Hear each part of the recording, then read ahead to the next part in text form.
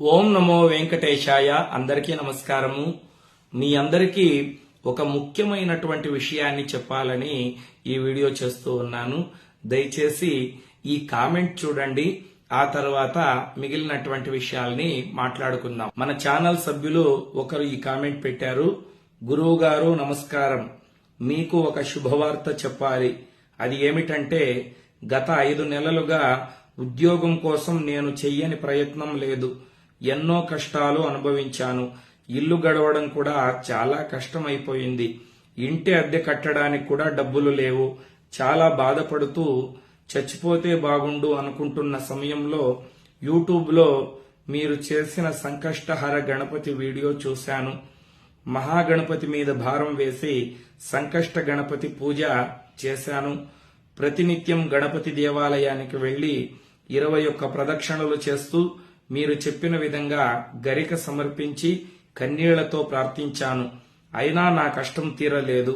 దేవుడు కూడా లేడు అని అనుకున్నాను.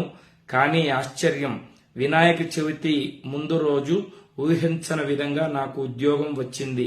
35,000 జీతం. ఇది అంతా మీ అనుగ్రహమే. నా కష్టాలన్నీ తీరిపోయాయి.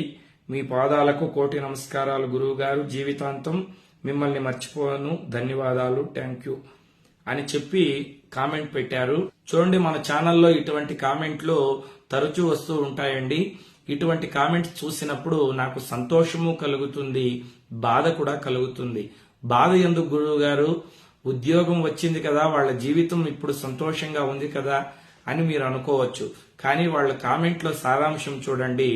5 నెలలుగా వాళ్ళు తిండికి లేకుండా, ఇంటి బాడుగు కట్టుకోవడానికి డబ్బులు లేకుండా ఎన్నో కష్టాలు అనుభవించారు. చచ్చిపోతే బాగుండు అనిపించింది అని కామెంట్ పెట్టారు కదా. ఒకవేళ వాళ్ళు తొందరపడి ఉద్యోగం రాలేదు, అసలు భగవంతుడే లేడు అని ఆత్మహత్య ప్రయత్నం లాంటిది ఏదైనా చేసి ప్రాణాలు పోగొట్టుకుని ఉంటే ఎంత బాధాకరమండి. అందుకే ఎప్పుడూ కూడా మనము తొందరపడకూడదు. మన జీవితము చాలా అందమైన జీవితం. కష్ట సుఖాలు అనేవి జీవితంలో వస్తూ పోతూ ఉంటాయండి. కష్టం వచ్చినప్పుడు ప్రతి ఒక్కరూ కూడా ఆత్మహత్యే శరణ్యము అనుకుంటే ఏం సాధిస్తామండి? చనిపోతే ఒక వారం రోజులు ఏడుస్తారు, తర్వాత మర్చిపోతారు. బ్రతికి సాధించాలి. ఇప్పుడు ప్రేమించిన అమ్మాయి దొరకకపోతే ఆత్మహత్య, ఎగ్జామ్ ఫెయిల్ అయిపోతే ఆత్మహత్య, అప్పులు ఎక్కువైపోతే ఆత్మహత్య. బతికి సాధించాలి. చూడండి, ఈ కామెంట్ పెట్టినటువంటి వాళ్ళు ఆడవాళ్ళో మగవాళ్ళో ఎవరో నాకు తెలియదు.